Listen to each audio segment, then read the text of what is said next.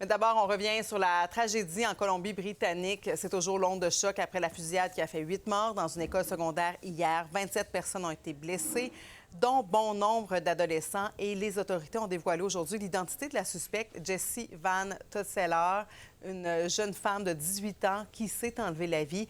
Sabrina, tout le Canada est en deuil et les réactions sont aussi nombreuses par-delà nos frontières. Oui, c'est inouï de voir à quel point cette tragédie touche des gens du monde entier. D'ailleurs, on va se diriger tout de suite de l'autre côté de l'Atlantique où il y a le roi Charles III et la reine Camilla qui ont offert leurs condoléances dans un long message publié sur Facebook. Vous voyez également Volodymyr Zelensky qui a offert ses condoléances. Le président français aussi, Emmanuel Macron, qui a eu quelques mots aussi concernant la tragédie en indiquant que la France se tient aux côtés des Canadiens.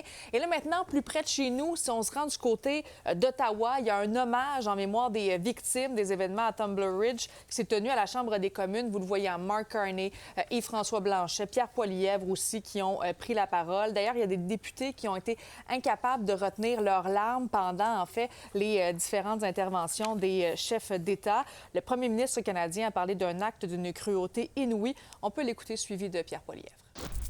C'est un jeu difficile. Le Canada est en deuil.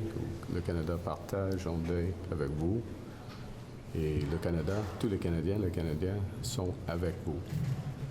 Et je veux remercier le chef du gouvernement de nos alliés à travers le monde. En tant que père de famille, je ne peux même pas imaginer la douleur de ces familles.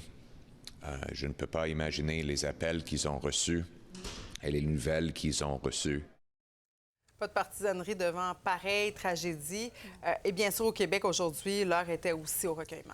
Parce que c'est l'une des tueries les plus graves qui est survenue au Canada au cours des dernières années. Alors, il y a notamment le premier ministre François Legault qui a écrit sur X « Je suis profondément attristé par la fusillade survenue en Colombie-Britannique ». Suivi, vous le voyez, en Paul Saint-Pierre Plamondon qui offre ses plus sincères condoléances aux familles des victimes, suivi de Marc Tanguay qui a dit que c'est une tragédie qui nous bouleverse et qui n'est pas sans nous rappeler, bien sûr, la Polytechnique. Également, on a Marc Tanguay, chef par intérim du Parti libéral du Québec, et bien sûr Charles Milliard, qui devrait devenir le nouveau chef du Parti libéral du Québec au cours des prochains jours. Alors, bien sûr, les différents chefs de parti ont tous réagi et demain, ce sera un jour de deuil en Colombie-Britannique. Là-dessus, je vous laisse écouter le premier ministre.